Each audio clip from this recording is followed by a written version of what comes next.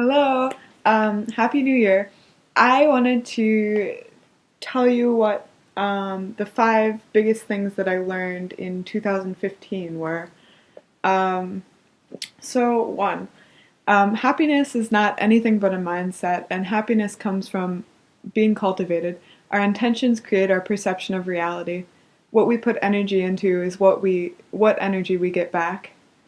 Two, when your idols fall, instead of giving up on them, accept their flaws and embrace them as you would your mother or a lover.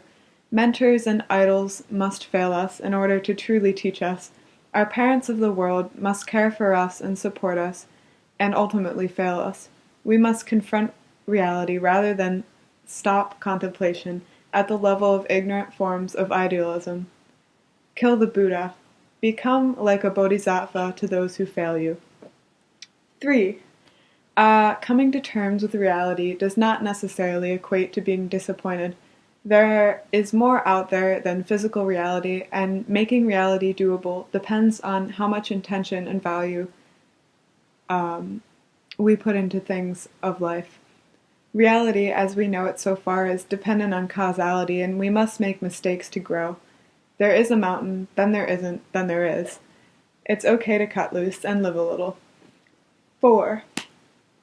Being unkind is always easier than giving someone hope and faith in the other. We should always try our best. Being kind is a wonderful legacy to leave behind.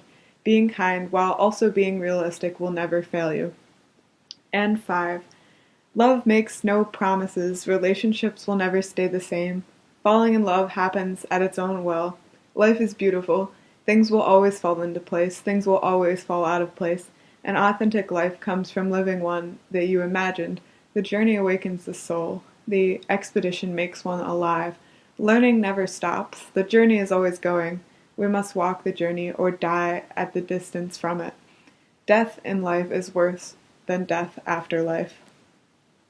So, those are my thoughts on the year. I would love to hear the five biggest things you learned this year, or even just one really big thing that you learned this year. I hope that you guys are finding this time of year to be reflective and contemplative, and that you, as any time of the year, are cultivating yourself into a more advanced